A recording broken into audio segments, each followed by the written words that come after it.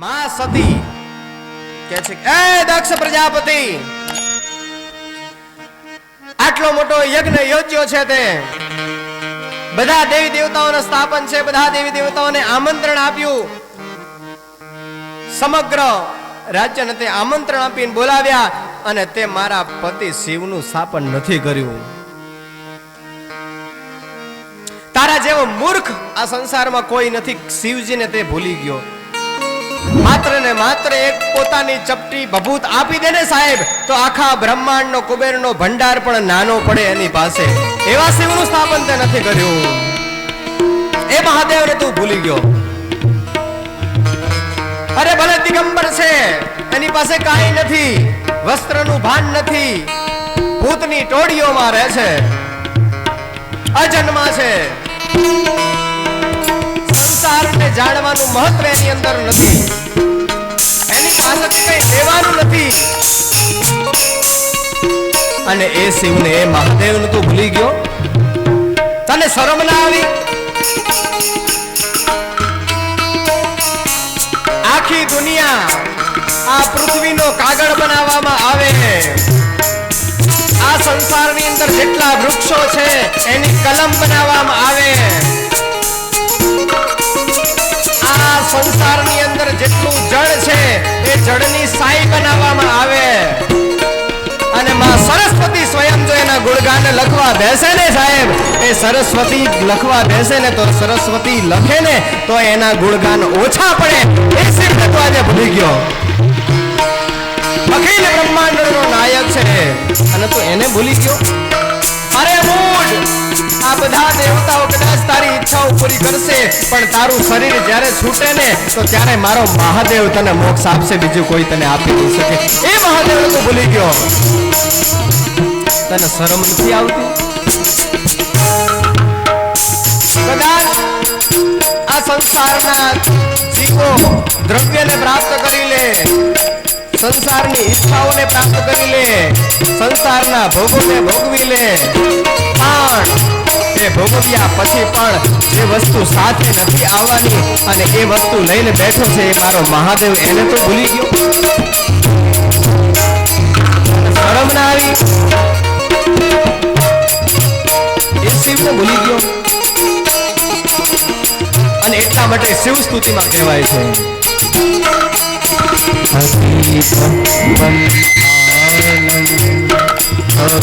મહિમા ભાનશયો તત્યાદુત્યાય સકેતમબિદતે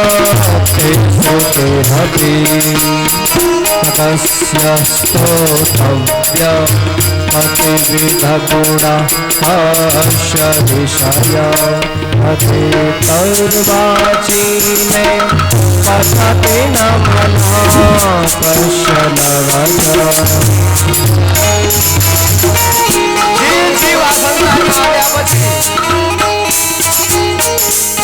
કોઈ દ્રવ્ય માટે કોઈ દેવની ઉપાસના કરે, કોઈ ઈચ્છા માટે દેવની ઉપાસના કરે, કોઈ ભોગ માટે ઉપાસના કરે, બધું જ આપી દે. પણ જેને કાંઈ જરૂર નથી એ શિવની ઉપાસના કરે. બધા દેવતાઓ બધું આપી શકે પણ એની ઉપાસના કરો તો. પણ શિવજીને ખાલી એક લોટો જળ ચડાવે ને આ સંસારનો જીવ, ત્યાં ભગવાન બધું જ આપી દે. અને ઈ મહાદેવ, જે મહાદેવ કોઈ દ્રવ્યથી જાતો નથી, કોઈ ભોગથી પ્રસન્ન નથી થતો, કોઈ ઈચ્છાથી પ્રસન્ન નથી થતો.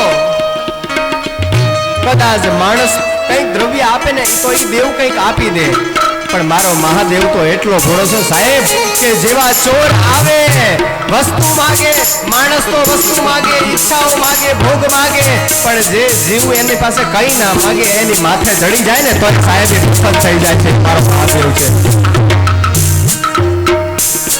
અને રાજન તે ભલે બધા બ્રાહ્મણોને બોલાવ્યા હોય પણ તું એટલું યાદ રાખજે, જે આ સંસારના બ્રાહ્મણો નથી સમગ્ર વિદ્વાન વેદોને જાણતા બ્રાહ્મણોને બોલાવ્યા છે ને, તો કદાચ એની સામે જઈને પ્રશ્ન કર કે તમારા ઈષ્ટ કોણ છે, ત્યારે એ બ્રાહ્મણનો દીકરો એમ કહે છે કે અમારા ઈષ્ટ મહાદેવ છે.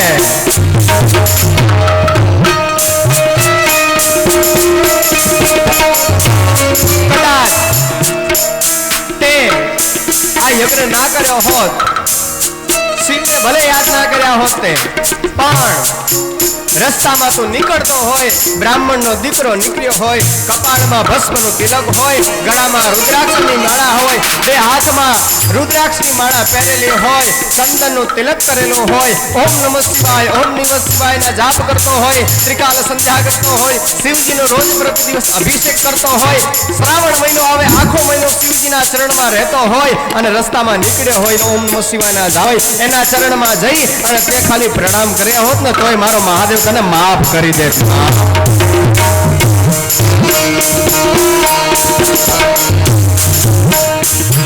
પૂછતું આ દરેક બ્રાહ્મણને તો પૂછ કે મહાદેવ શું છે. આખા સંસારને એક સેકન્ડમાં પોતાની ભ્રુકુટી ઊંચી કરે અને આ સંસારને નાશ કરી નાખે, સર્વનાશ કરી નાખે, એ મારો મહાદેવ છે. એને જ ભૂલી ગયો? તને શરમ ના આવી? માં સતી દક્ષ પ્રજાપતિને કહે છે કે તું મહાદેવને ભૂલ્યો છે સાહેબ. આ તમામ દેવતાઓ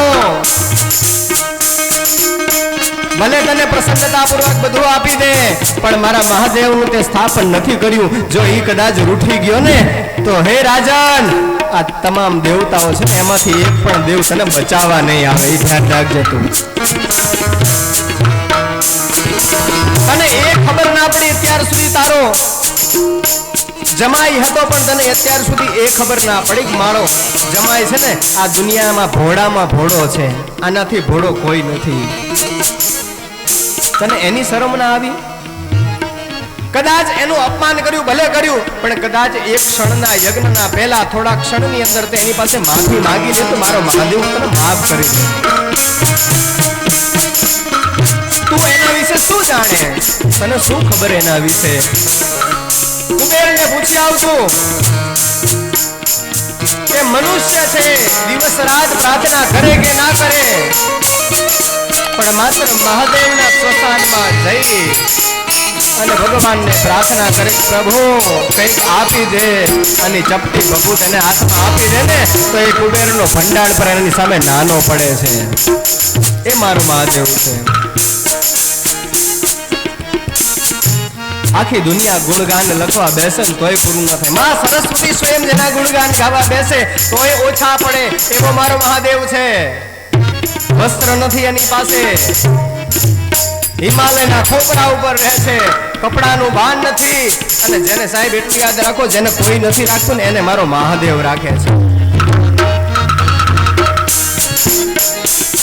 સંસારીઓએ જીવજંતુઓને ત્યાગ્યા, શિવજીએ ધારણ કર્યા. સર્પોને છોડ્યા, શિવજીએ ધારણ કર્યા.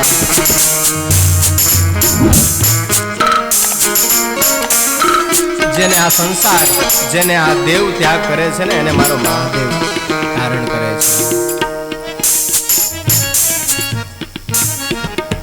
એ મારો મહાદેવ છે. વિચાર કરો સાહેબ, હું તમે આ સંસારના જેટલા પ્રાણીઓ છે એ બધા પ્રાણીઓમાં ક્યાંક ને ક્યાંક એકબીજાથી વિરોધીમાં છે. વિચારો, શિવજીનો પરિવાર એક એવો છે, એ પરિવાર દ્વારા મનન તમને શીખવાડે છે કે માણસના સ્વભાવ અલગ અલગ હોય, પરિવારમાં સ્વભાવ બધાના અલગ અલગ હોય, પણ એક કેમ રહેવું એ શિવજી શીખવાડે. શિવજીના ગળામાં આભૂષણ સર્પ છે, ગણપતિનું વાહન ઉંદર છે. સાપ અને ઉંદર ને બને તોય ભેગા રહે છે. માં પાર્વતીનું વાહન સિંહની સવારી છે. આ ભગવતી સિંહની સવારી ઉપર બિરાજમાન છે. અને કાર્તિકીનું વાહન મોર. હવે સાપ અને મોર ને બને, ઉંદર અને સાપ ને ના બને, સાપ અને મોર ને ના બને.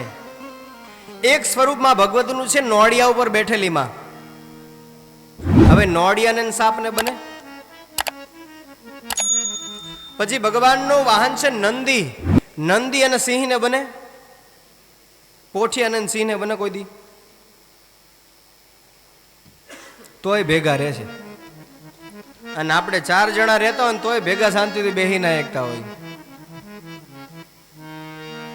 અને હા બેઠા હોય શાંતિથી, પણ મોબાઈલ હોય ત્યાં સુધી એટલો ટાઈમ શાંતિથી બેહે.